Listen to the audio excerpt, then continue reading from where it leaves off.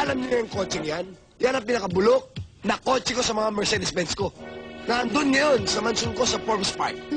Yako! At kung hindi niyo natatanong, sir, nung ako ay nag-around the world pa, iba-ibang kotse na sasakyan ko. Kaya, baliwala sa akin mga kotse. Ngayon, kung nagustuhan niya yan, kahit bulok na, ibibigay ko sa inyo ngayon din. Ah, ganun ah. Maghintay ka, karaho ka, maghintay ka. Patay!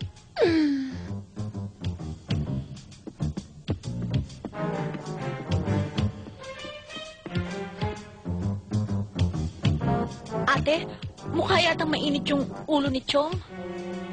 Anong parang? High blood? High blood?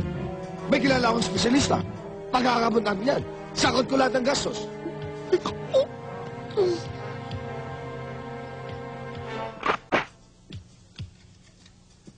Chong! Bakit kayo may hawak ng baril? Oo nga, Chong! Alam ko na, gusto niyo maging bodyguard? Marami na akong bodyguard. Pero kung gusto niyo talaga, pwede. 10,000, isang linggo. Papatayin ko yung tao yan eh. Sinasabi niya yung kotse niya pinakabulok. Kotse ko yun eh. Patay! Walang niya ka. Teka, Chong! Teka!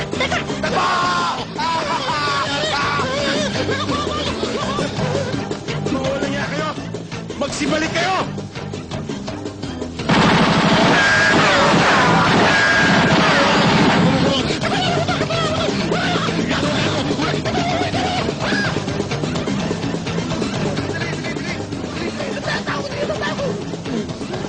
Di na naman! Punta mo! Dali! Dito sa posting! Hoy! Anong ginagawa niyo dyan, ha? Wala na, alis na kami. Pasensya na! Ito may kasalanan nito eh. Pati ako mapapahamak sa kayabangan mo. Puro ka kasi kalokohan eh. Hindi ka nag-iisip. Pati tuloy yung trabaho ko na perwisyo dahil sa kayabangan mo. Insan, huwag mo na akong sisisihin. Tapos na. Anong tapos na? Hanggat hindi mo tinatanggal yung yabang mo sa kokote mo, eh magiging mitsa ng buhay mo yan, pati na ng disgrasya. Ang masama pa nun, eh nasa puder kita. Eh bata-bata ko pa eh, mamamatay ako ng dahil sa'yo. Talaga naman, no? Dahil sa'yo, mawawalan ako ng trabaho. Pakalain mo dalawang trabaho ko, ngayon magiging isa na lang. Bakit isa na lang? Hindi ba nagpa-parking boy ako? Eh kung makita ako nung bumaril sa atin doon, eh dinatodas ako dahil sa'yo ulit. 200 piso na wala sa akin doon.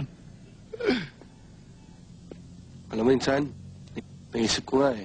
Siguro, kailangan ko na talaga tanggal yung kayabangan sa katawan ko. 2 beses na ako nasisilat niyan eh. Anong 2 lang? Kung mga 1,000 beses meron na eh, madadagdagan pa yan. Hanggat hindi mo alisin ang kayabangan at kahambugan mo sa katawan mo. Saan? Naisip ko nga. Mali talaga yung ginagawa ko. Talagang di tama. Kaya mo naman maging normal na tao, hindi ba? Unggoy. At pag yan ang ginawa mo, maaaring swertihin ka pa at gumang ang buhay mo. At tandaan mo ito, ang Panginoon Diyos ay galit sa taong mayabang na katulad mo. Diba, Insan, huwag ka mag-alala. Huwag mula ngayon. Hindi na ako magyayabang, magbabago na ako. Tama! Tumulad ka sa akin. Ang mag-isang hamak na magandang lalaki lang. Cute pa. Hindi ako mayabang. Tara na!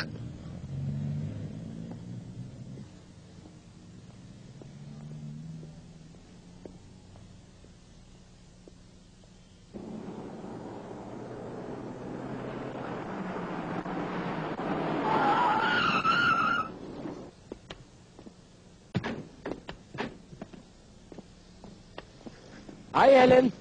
Erwin, ikaw pala. Galing ako sa eskwela mo eh. Eh, sabi nila, nandito ka daw. Kaya pinuntahan kita dito. Bakit? Anong kailangan mo sa akin? Eh, hatid sana kita eh. Eh, darating na yung sundo ko eh. Palagi ka naman ganyan eh. Eh, anong gagawin mo? Eh, talaga namang may sundo ako. Ang hirap sa'yo, palagi ka nangangaptwiran eh. Gusto nga kitang ihatid eh, dahil mahal kita, Helen eh. Hindi mo nalalaman yun eh. Bakit parang kulit-kulit mo? Tsaka bakit ka nagsasaga sa akin? Nagtsatsaga ako dahil mahal kita. Sa sa gusto mo, sasama ka sa amin ngayon. Ayoko nga! Mabuti pa sumama ka sa amin. Ayoko! Halika na! Bob! Hindi ka na sabi! Ayoko! Mga bastos! Pare! Bitiwan niyo ako! Halika na! Bastos! Ano ba? Pare!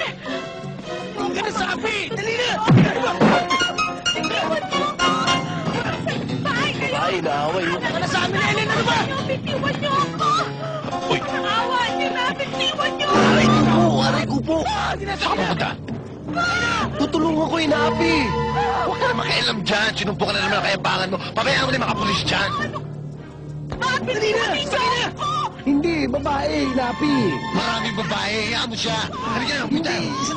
Sandali. Hoy! Bitiwan niyo na ako! Parang awa niyo na! Hoy! Ligaban kayo, ha?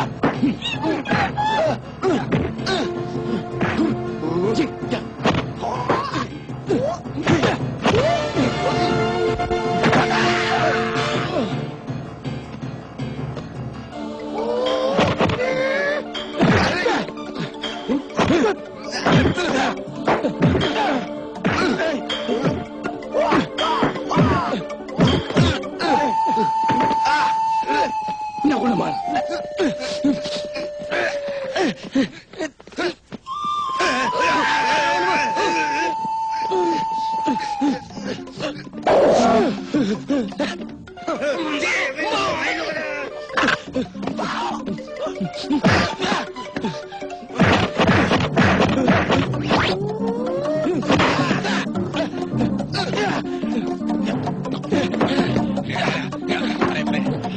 Mali ang ginagawa mo eh. Mali sutok mo eh. Dapat ganito eh.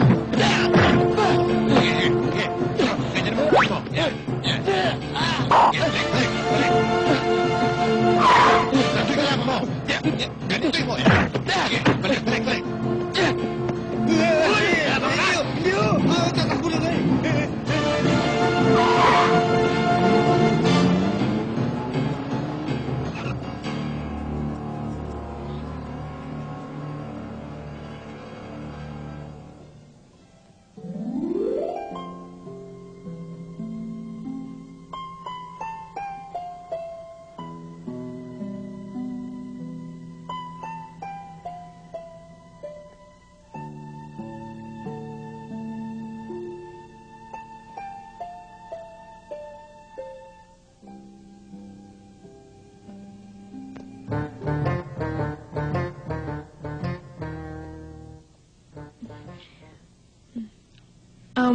Mama, maraming salamat po sa inyo. Naku, wala ka naman yun. Alam mo naman kami mga madlang awa. Pag may naaapi, agad-agad nahahawa. Ako nga pala si Helen Johnson. Inuulit ko, maraming salamat. Hindi, wala ko yun. Kahit sino namang nakakita ng nangyari, gagawin yung ginawa namin. No, hindi. Hindi ho. Wala nang gagawa sa ginawa ninyo. At maraming salamat. Sa ginawa ninyo, I'm really impressed. By the way, can I invite you for a dinner? Tuloy, makilala niyo na rin ang daddy ko. Ang ibig mo sabihin, we will eat in your house? Gusto ko yan, kainan yan eh. Eto na pala ang sundo ko. Tara na. Huwag na natin isama to, may kainan to eh. Sasama ko dyan. Sige, ako na magbubukas sa bito. Oy. Naman, oh. Aray ko. Talaga naman, oh.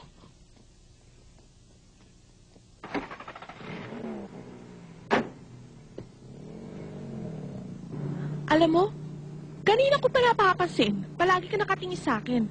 Palagi kang tulala. Yeah. Bigla ko lang naalala yung kababato ko dun sa baryo namin. Kamukhang-kamukha niyo eh. Really? Oo.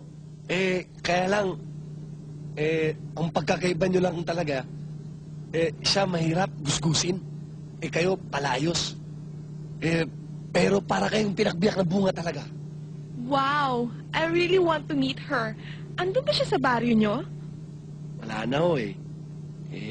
Nailipos na ako kasi lumayas. Yun na nga isa sa mga dahilan kung bakit lumuwas ako ng Maynila. Magbabakasakali ako nandito siya. Hihingi ako ng tawad.